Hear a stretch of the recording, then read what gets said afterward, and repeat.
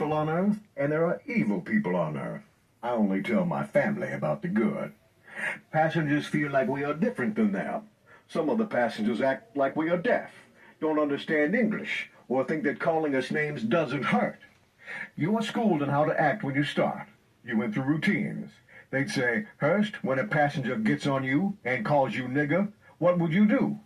I usually don't take anything from anyone, but you never tell the passenger what you are thinking. The job's hard when following the company's 200 regulations. The linens must be counted at the end of the run. You pay for what's stolen. Sleep only with the navy blue blanket, so you don't soil the passengers' brown ones. Sleep in the smoking room, even on a deadhead. Don't correct a passenger about your name. You follow the regulations because Pullman plants spies. Usually they ask you to do something that's against the rules. You don't know that they work for the company, and if you go along with the request, you're fired.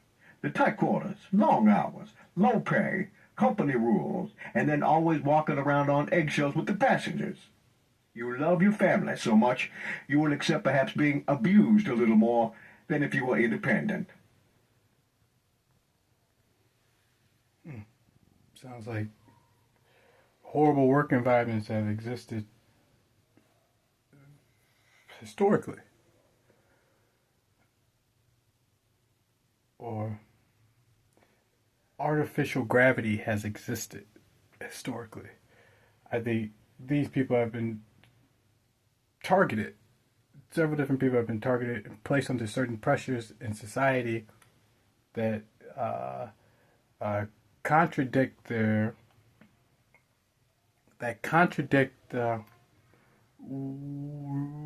expectations, normal expectations, and they're to get people to live under a pressure, a mental pressure, and to offer relief.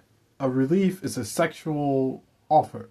A relief is usually a suggestive at first. I suggest you go hang out with this person. After a time, you realize that person was gay. That was the relief. The relief was a suggestion. The person you hung out with turned out to be gay. That person, then your life got easier while you were hanging out with them. And when you realized they were gay, you probably, and you're against gay culture, you probably walked away, right? You probably decided to leave that person alone because he was about to do something or wanted you to do something you wasn't with. So you go back to work and things are back like they were. So what did you learn? That all that pressure that was created in the workplace, all that harassment, all that extra eggshell, all that, the hardship of work was to get you to take a suggestion to relieve the pressure by having sex with the people who were causing you to have the pressure. So I think if you wanted someone in society was teaching people if they want to work, or if they want to have the best life possible and make something of themselves, they also had to have sex with gay people. And it's historical. The mistreatment of heterosexual people. Not black people, not white people, not Indian people, not heterosexual people have been mistreated. And at the same time, gay people have been promoting that they are mistreated, so that anybody who makes a statement that straight people are mistreated looks like a liar. And they hid the mistreatment from heterosexual people. They keep it quiet so that no one points the finger at the most criminal or the historically abusive society in civilization, the gay community.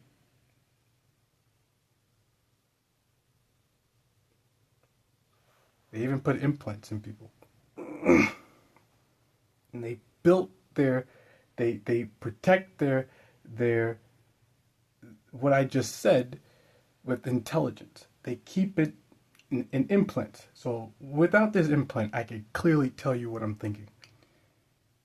With this implant, it is very difficult to talk to you.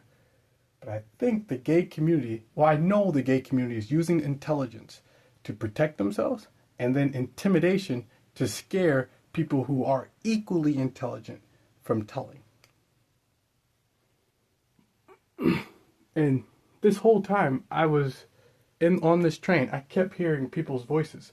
Like were other people. When I got on this train, there were other people talking loud enough to constantly be heard. Like, so as I was walking down, I could constantly hear people. When I turned this video on, I stopped hearing people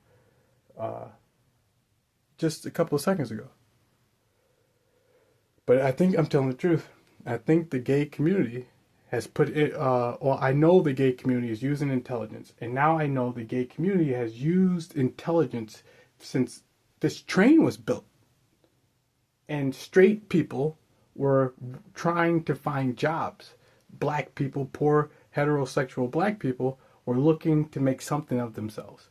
And if they're desperate to make something of themselves, it's a good opportunity to get them to also have sex with gay people because they're in need. They have to work, and if they want to take care of the family, they have to continue to work.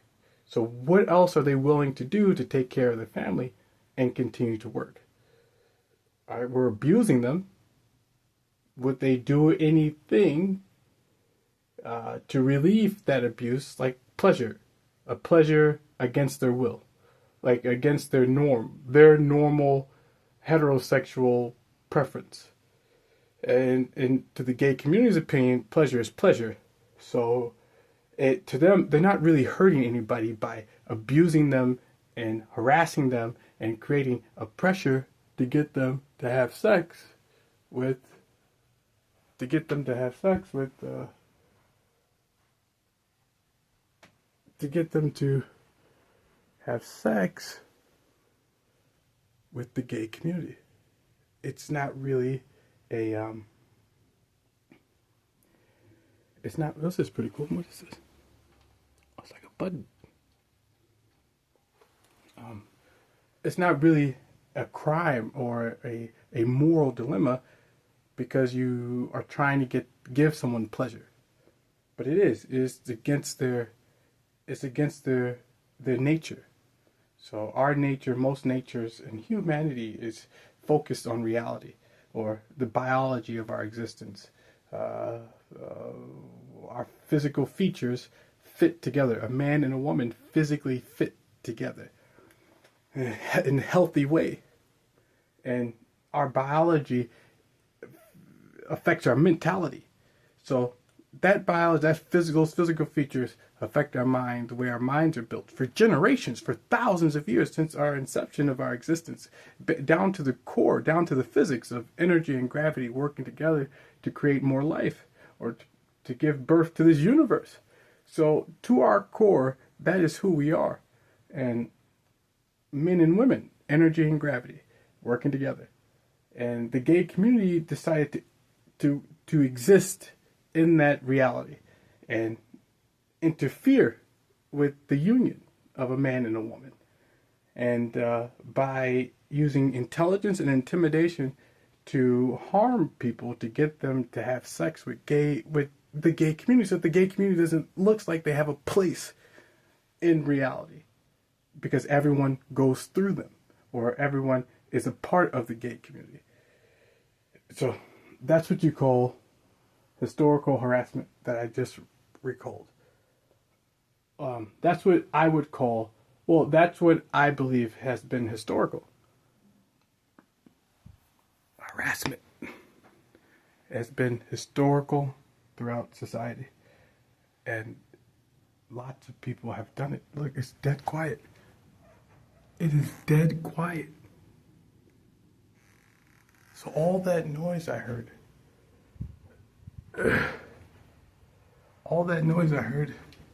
a second ago, it's like people talking loud, really, really loud, and now it is dead quiet.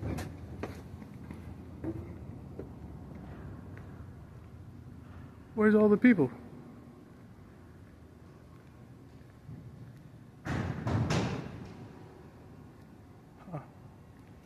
But historically, I think the gay community took advantage of people who had a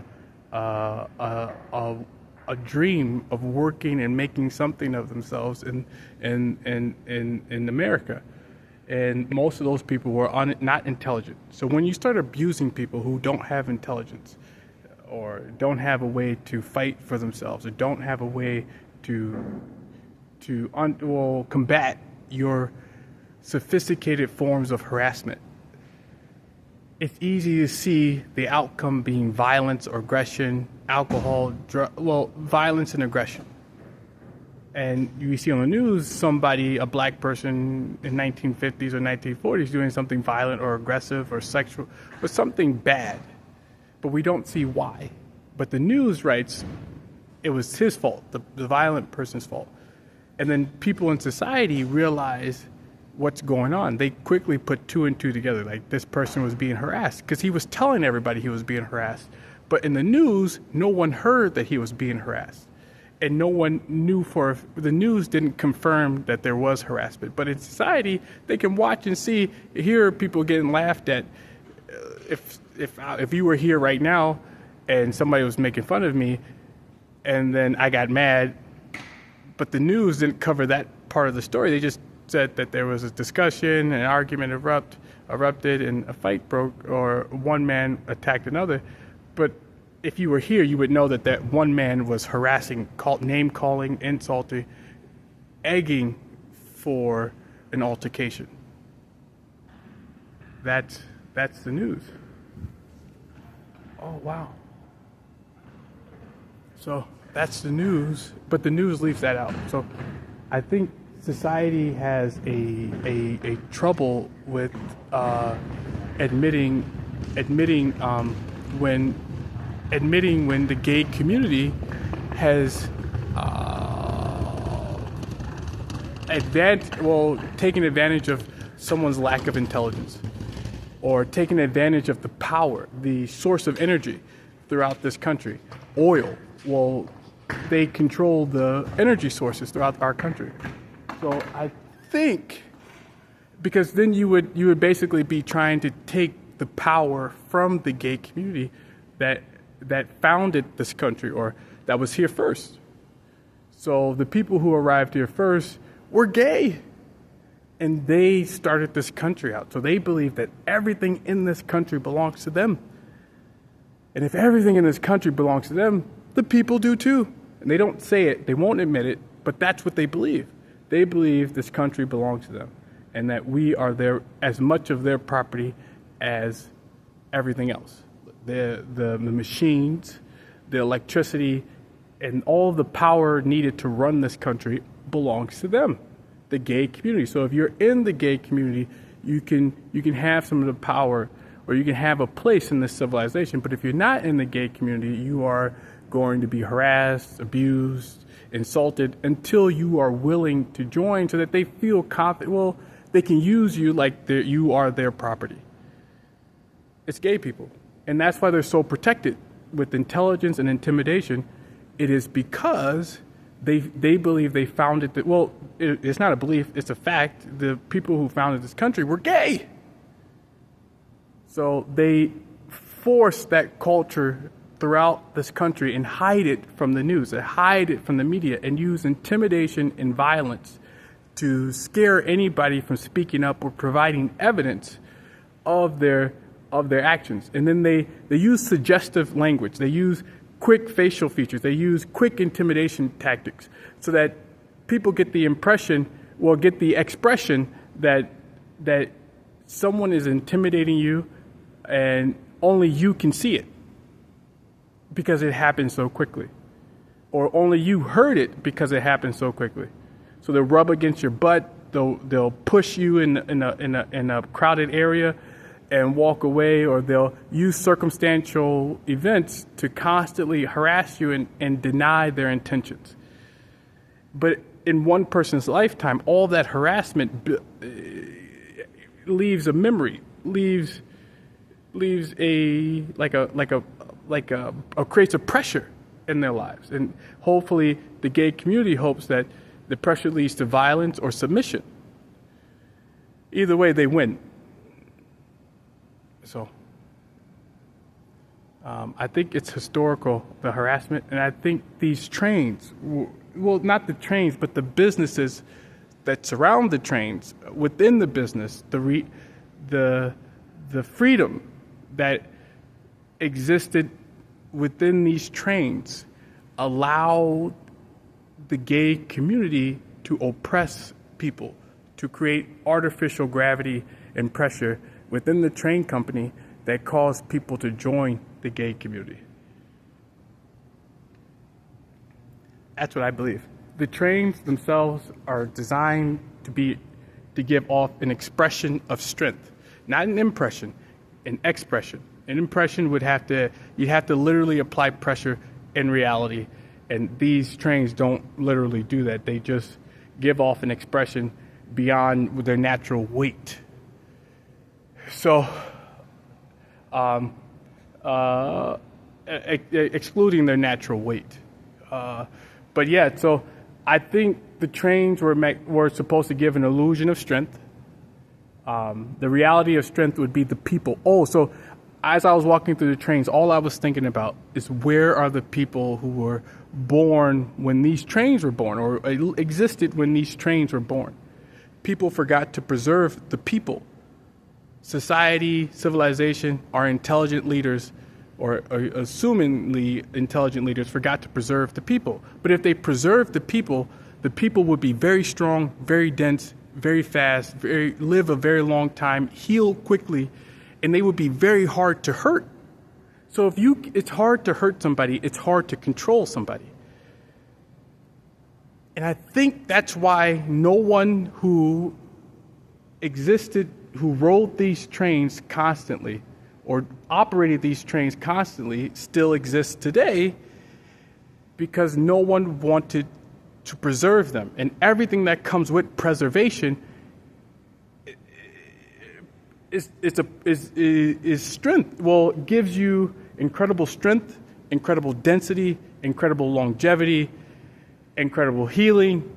So all of those gifts are part of preservation. And if you give those gifts to people, you can't control them. Well, you can't manipulate them to do something you want them to do. So it's not like you have to control them to keep them from doing bad things. You want to control them to get them to have sex with you. And if they're very strong, very dense, have lots of stamina, how are you going to manipulate these people or scare these people into having sex with you?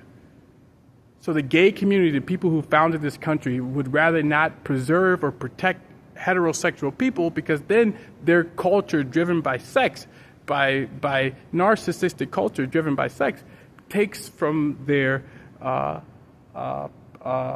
life experiences.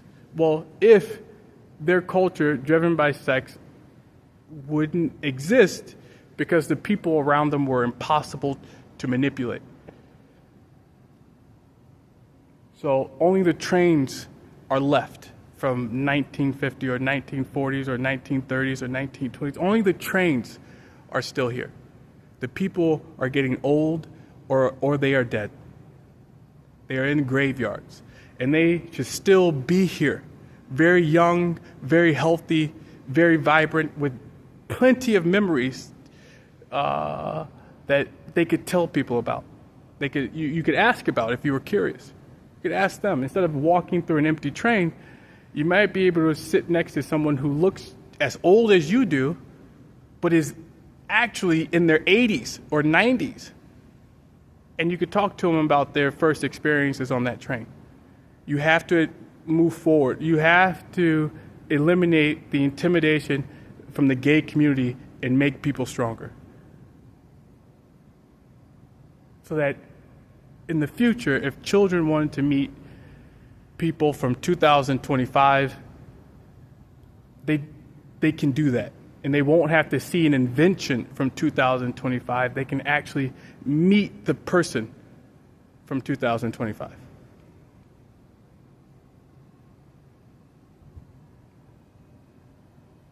Maybe it looks just like them, or looks a little older than them. Just a little bit. But that's what I was thinking about when I was walking through these trains.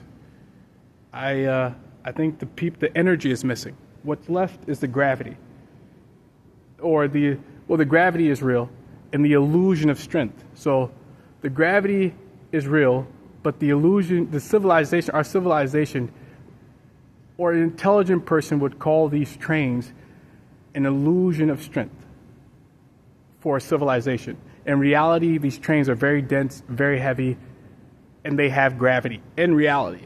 But in a civilization, by the standards of a civilization, these are illusions of strength. If in a civilization, there is no reality of strength. It's all of freedom. The entire civilization, how we operate, the rules we live by, the laws we live by, those are all creations, our freedoms. And by the smallest forces of human strength, and the laws we live by are enforced by the weakest people, the weakest creatures on the planet, us. So there's no real strength in our civilization. It's just a bunch of weak people, free people, operating under illusions of strength and enforcing laws that we created, all part of an act of freedom. It's all freedom. There's little to no gravity in reality of our civilization. In the reality of the American civilization, outside of the American civilization, if you can see the physics of the universe, and you can see the physics of Earth, and you can see the physics of the United States, you can look into the reality that surrounds us. You can see that whatever that is very dense, very heavy, and has value. Well, it's very dense and very heavy. It has gravity. And it'll last a very long time. It'll be here a while. We humans were supposed to do the same thing. We humans were supposed to compress ourselves. That metal was compressed, and that's why it's lasting so long. We humans have the same ability to compress ourselves. We are supposed to be here as long as our creations, or for a lot longer than we are already. So that's why I think gay people don't want the reality of strength to be a part of our existence. Because if they do, people stop having sex with gay people. Or stop being afraid of gay people.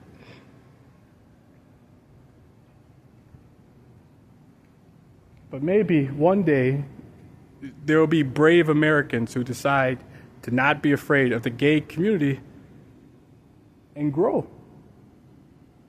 And build a tool to preserve people.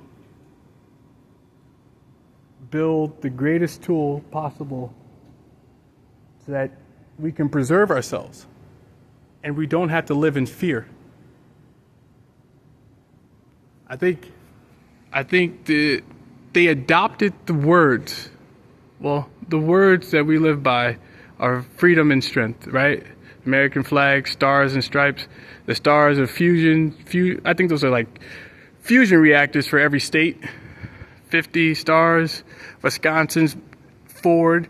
Message is Ford, or logo model is Ford. There's a structure in the universe called gravity. The structure called gravity, and gravity is constantly moving forward. It's a structure that's constantly compressing and getting denser and moving faster. But gravity has no perspective of how fast or how dense she is. All gravity knows, or that structure knows, is that it's nothing. It has no knowledge, no perspective of anything outside the structure.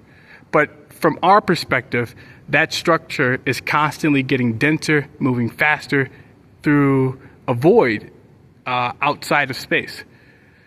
That's my opinion. And I think somebody really smart back in 1850 or before that knew the universe well enough to create a model for Wisconsin called Ford to represent gravity. Gravity is like progression, intelligence, strength, speed, stamina, density, longevity, intelligence, and immortality. So that structure is going to exist forever. So if you want to get closer to immortality, if you want to get closer to that structure, you have to have energy, fusion. So highly compressed energy that is so dense, it matches the structure of that is constantly moving forward throughout the universe.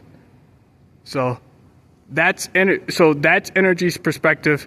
That's gravity's perspective. So I think so it's like two energies perspective is our human's perspective. So you have to have compressed energy, and then you can move forward. You can get closer to immortality. You can live longer.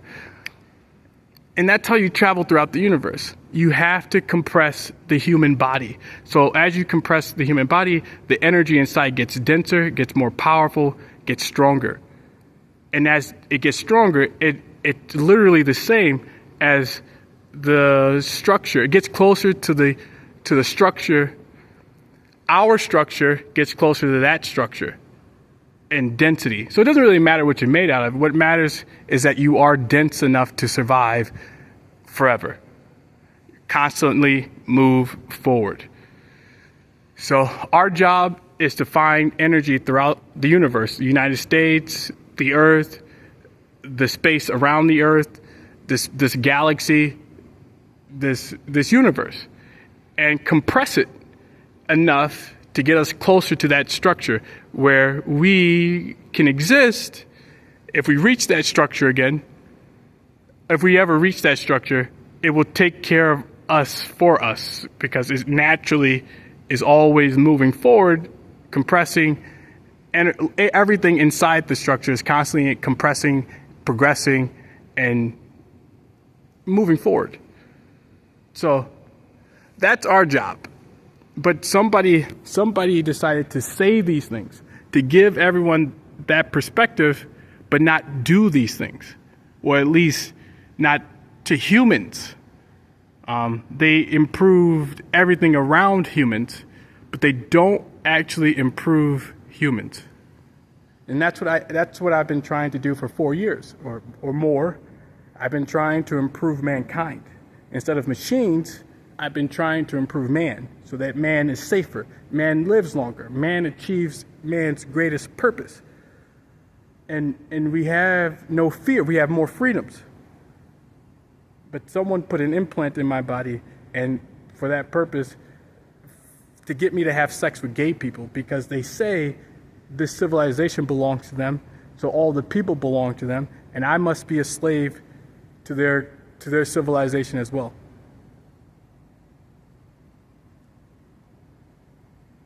I disagree. I'm a free person. I exist with my freedom. I was born to be free, and I was also born with an opportunity to constantly get stronger with gravity.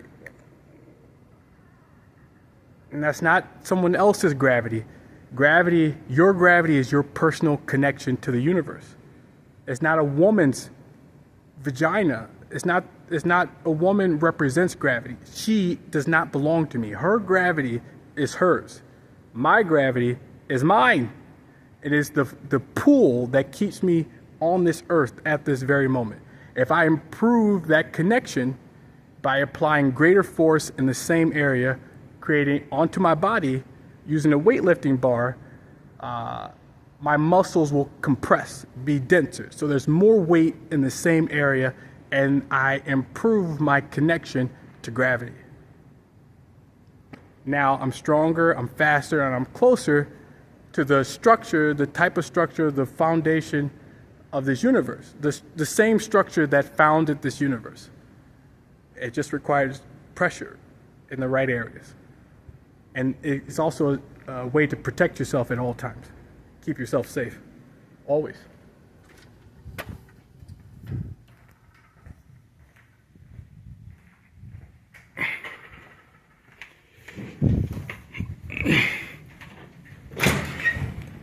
So, in order to keep yourself safe at all times, you have to have gravity.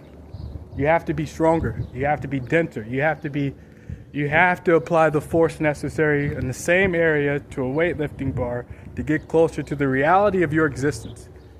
The reality of your existence is very dense. You have a connection to gravity. You don't just have freedom in life, you also have strength. And that's gravity's gift. So you're not just supposed to live your life without exercising. That's a freedom. You're not just supposed to build things around you. That's another freedom. Or improve the things you see all around you. That's a freedom. You're supposed to be improving yourself. That's a strength. That is your gift from gravity. Your mother, your females, from the females in your life. Would be a gift from the force of nature they represent, from the universe. From the entire universe, your gift from gravity would be your strength. And you'd be moving closer to her nature. And the gravity of our universe is going to exist forever. It existed before time. It's going to exist after time. While time exists. Well, while it existed before any energy was produced. And it'll exist while while the universe exists. And after all the energy in the universe is gone, after all of it's spent, gravity will still be here. You know what she's going to do? She's going to keep getting stronger. And one day she's going to give birth to another universe. It's going to be bigger than the last one, than this one. I want to survive. I want mankind to survive. To reach that shelter and exist in that shelter, that structure, that forward-moving structure at all times. So that we can survive the collapse of this universe. And then, when another universe is born, we can have the freedom to enjoy the next universe and escape gravity, escape a constant state of improvement, to exercise some freedoms of exploring a new universe. So that's the big picture. That is the biggest picture. That is the reality of that is the greatest potential of mankind's existence, to keep getting stronger in that structure, and to, if we choose, escape that structure and enjoy the birth of a new universe. It's not science fiction. It's reality. First step is to get stronger, is to build the muscle and bone density that we need to survive through space and to slow down the aging process. Those are the first two things. As you get stronger, you will age slower. And all it requires is that muscle and bone density I just told you about. That's the first step. Then we have to reach that structure. We have to get back to the structure that exists, that's constantly moving forward. So there's no time to waste. Some people thought that maybe there's no point in our existence. There's no point in even trying, right? There's no point to anything because we can't survive space, right? Why do we bother? Why do we try? Well, those people were ignoring the reality that we can survive space. All we need is the right tool. And the right tool working on ourselves. So we don't need spaceships. They will help. They will help. But the first and most important thing to do is to make yourself stronger. To make yourself denser. To make yourself faster. To give yourself more stamina. To give yourself more longevity. Longevity! That was the first step. But that first step interferes with gay culture. So how can a gay man get you to have sex with him, prove that he's dominant over all people, if he can't get you to have and scare you into having sex with him? How can a gay man do it? I don't know. It's impossible, right? Because now a man has gravity. He is very dense. He can't be hurt. And if he is hurt, he heals quickly. But the stronger he gets, the harder it is to hurt him. He's getting denser every single time he gets closer to gravity. Every single time he strengthens his connection to gravity, he gets denser. And as he gets denser, he gets harder to kill. So how is a gay man going to prove he's dominant over straight men? That's gay culture. constantly proving they're dominant. They use implants, sexual harassment, intimidation, and intelligence to try to prove their dominance. So how is it going to happen if man gets stronger? It won't happen. And that's why no one's listening. Well, that's what everyone's scared of. They're scared of admitting the truth and then being hurt by gay people. So I just told you all the truth. And no one's doing anything because they're scared of gay people. The community of rapists and murderers in the gay community. Because they just told me in my ears, it's because that community of people will go to prison because they don't care. There's no consequences in prison for gay people. They get their family, friends, socialism, all these things are nothing's the same. They lose a couple of toys. They lose nothing in prison. And that's why they have an advantage over straight men. So, I don't know. I'm telling you, man. They may be mad when... Well, no, I'm not mad. Yeah, I think it's worth telling.